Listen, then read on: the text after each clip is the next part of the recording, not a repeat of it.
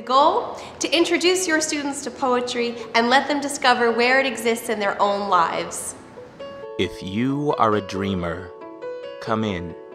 If you are a dreamer, a wisher, a liar, a hoper, a prayer, a magic bean buyer. If you are a pretender, come sit by my fire, for we have some flax golden tales to spin. Come in, come in. Shel Silverstein.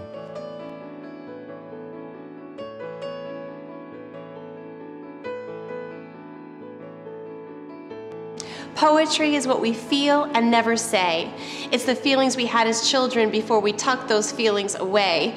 It's who we were before our first hurt and who we've become since. It's what's placed on the poorest paper. It's our innermost selves without judgment. It's the friend we thought we'd never have. It's truth before grammar and structure and school, and it's also the cultivated stream after grammar and structure and school. It's learning to take that wild, natural earthquake inside and to shape it and share it through precision, thought, and skill. It's a means to communicate secrets of the soul with others, a new language, a new way to bring what's wild into the world. That's the work. And poetry is everywhere.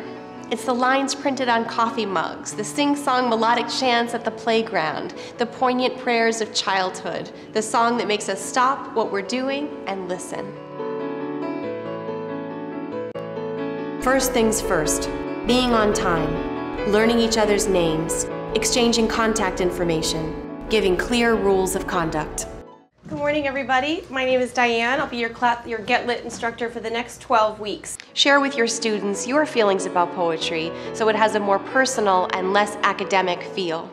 I started this program because when I was in my very early 20s, I met a woman, an actress named Vivica Lindfors. So you can imagine this woman who's 72 years old with this presence. Prior to meeting Vivica, I didn't like poetry. I didn't understand it. I thought it was largely about roses and things I didn't really understand or care about, and always written by old white men with beards. So then she stands up there and she says this quote too, "Do I contradict myself? Very well, I contradict myself. I am large, I contain multitudes." And I thought, that's pretty cool, because I contain multitudes. I was like, could connect with that statement. And then she started performing his poetry. She said, "Has anyone supposed it lucky to be born? I hasten to inform him or her, but it's just as lucky to die, and I know it. I pass death with the dying and birth with a new washed babe, and am not contained between my hat and my boot." And she went on with the poem, and just some of those lines, "I'm not contained between my hat and my boot," really resonated with me. She's 72 years old and she's standing there acting out Anne Frank receiving her first kiss, and she's playing these male characters, and she's playing just all kinds of things, and I'm watching her literally transform. On a dime she becomes Anne Frank. On a dime she becomes this young coquette. She's playing James Joyce Ulysses, and yes, by receiving her first kiss, and yes, I said, yes, I will, yes. She's 72 years old and she is transforming every second, becoming all these different characters. It was the most thrilling thing I'd ever seen in my life. And I thought, you know, I want to do that. And so she introduced us to, she suggested that we go out and we start to memorize poetry and excerpts of literature ourselves. Because when you memorize something, you own it, you claim it, and we performed it all over New York City. Through poetry, through great work, we can so transcend our exteriors and play anything, absolutely anything. And it was like freedom. It was like knowing freedom for the first time in my life. And she said, for every one of your own poems, I want you to memorize, or your own work, I want you to memorize 2 of somebody else's. And I said, well, why? And she said, just do it, and you'll see. So I wanted to play, I wanted to participate, I wanted to do, you know, poetry in Union Square and on museums and in the street. I wanted to do that, so I had to do it. And I started going through bookstores and libraries and looking for all these cool poems, looking for stuff that I thought would excite other people. It's a different way of looking at poetry. It's the way we look at poetry at Get Lit. What is going to be exciting to be heard? There's 1,000 Emily Dickinson poems. We choose maybe 10 to present to schools because they're the 10 that we feel are going to get kids and get people excited. Some of them read good on the page, but maybe aren't as exciting when you hear them spoken out loud. So I started making my own little repertoire. I started my collection. Now I have, you know, thousands of excerpts and poems. and started performing them. And what happened to me was that I changed so much inside. I felt like I really became a scholar, a real scholar, because I became very intimate with Gwendolyn Brooks and Langston Hughes and Walt Whitman and Dostoevsky.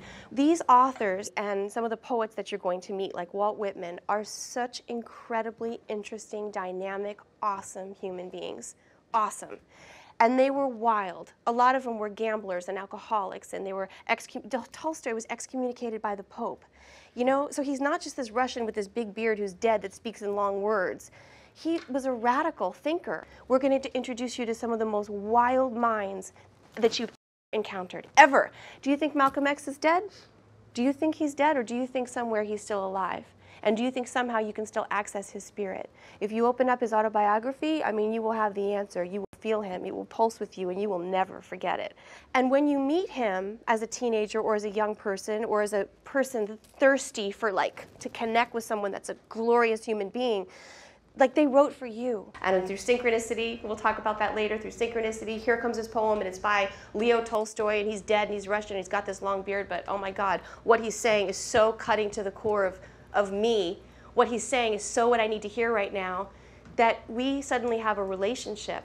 And now I'm becoming this really odd human being who lives in New York City and is like best friends with all these dead people, but but there you have it. Something happens, your vocabulary changes, you grow, you become deeper, you become more knowledgeable. You're reading Dostoevsky when other people are reading, you know, Cosmopolitan. It's like you change. So this class is about connecting with the source, connecting with the greatest words. A classic is a classic not because it's old, but because it's great. It doesn't matter if it's great now, it doesn't matter if it was great millions of years ago.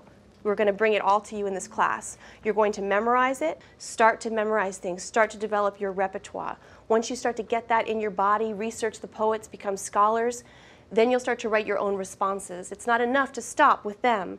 You know, we become so filled with great work, Walt Whitman says, until a little voice inside my head says, Walt, you contain enough. Why don't you let it out then?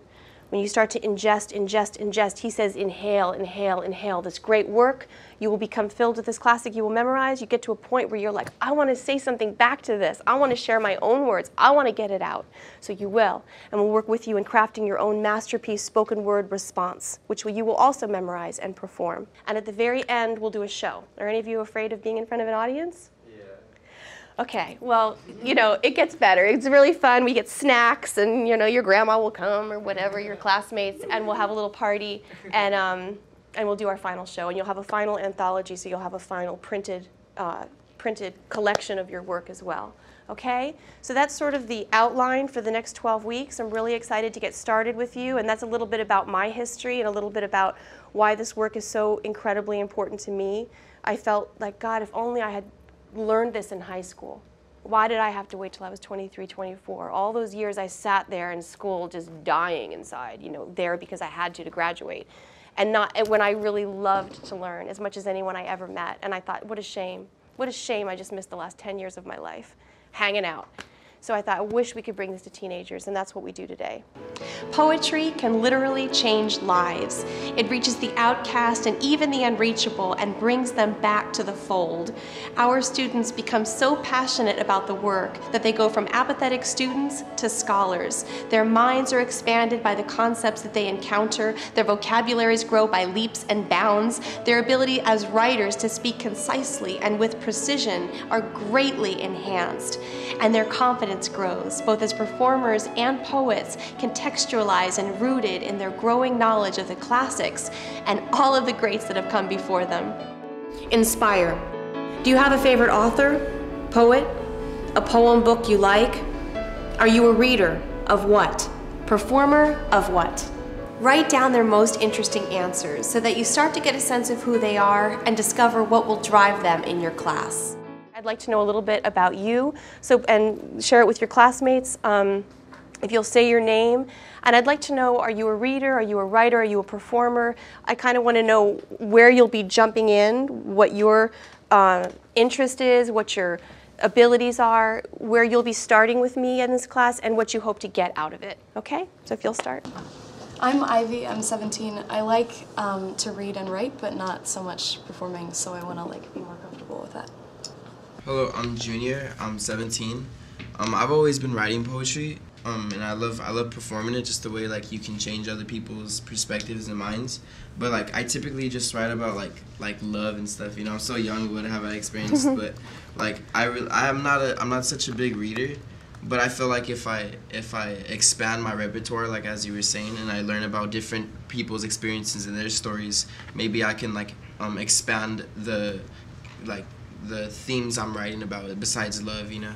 And just so I can like if I can go to different places, and like if they want a love poem, or maybe they want like a revolution poem. Like I just want to be more well-rounded in poetry. That's excellent. Very good. So how many of you like to read? A lot of you. Who are some of your favorite authors? Ray Bradbury. Okay, good. Dr. Seuss. Dr. Seuss, good. Anyone else? What biographies about who? Maya Angelou,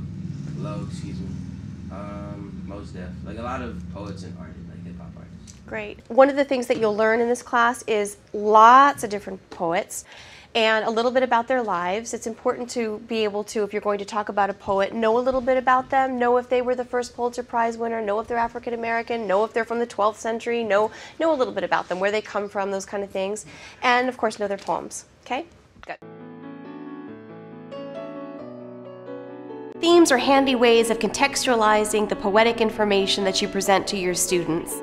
They give you a way of introducing not only poetry, recitation, memorization techniques, writing response poems, and background information on the poets, but also historical information or emotional terminology that can further enhance students' understanding of the world. They put poetry in context and make it more personal. It's not necessary to teach the Get Lit course under the semblance of a theme, but themes can add to the basic curriculum and make it even more effective and interesting.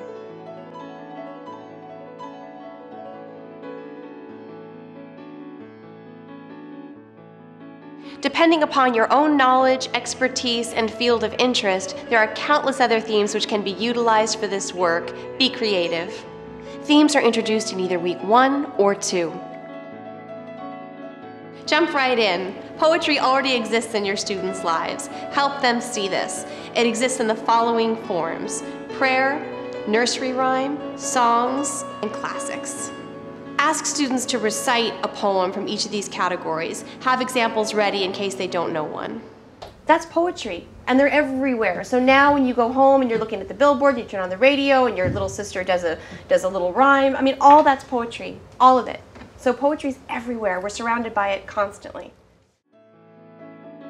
Synchronicity is when something seems to happen by coincidence, like Gordon said, but it's not really a coincidence. You know, you take this class, you weren't expecting to take this class, but there you meet your best friend for life. Or who knows, you know, we meet our destiny in the weirdest of ways. We're thinking, should I do this or should I do that? We turn on the radio and it seems like that song, that line that we hear perfectly answers just what we were thinking about. Our dreams, we wake up from a dream and that dream answers something that's going on in our lives. What if this class, this moment right now is also synchronicity? For whatever reason, you were meant to be here today. Who knows why? Maybe you don't even like poetry. You found yourself here and you're like, but maybe something will happen and you'll go, wow, I remember that moment, something happened and I changed. And maybe you're about to be introduced to a poem that also will change your life. This is your poem. This is a moment of synchronicity. This is a moment of seemingly a coincidence, but it's not really, okay? While becoming aware of the poetry all around you this week, notice poetic devices used like rhyme, the repetition of consonant sounds, of vowel sounds, and any other tools that are used to make poetry of words and to bring them to life. Homework. Create a handout, or you can find one in the appendix, that asks students to look for examples of poetic structure, look for incidents of synchronicity, become aware of poetry, notice rhymes in songs. See how people play with words.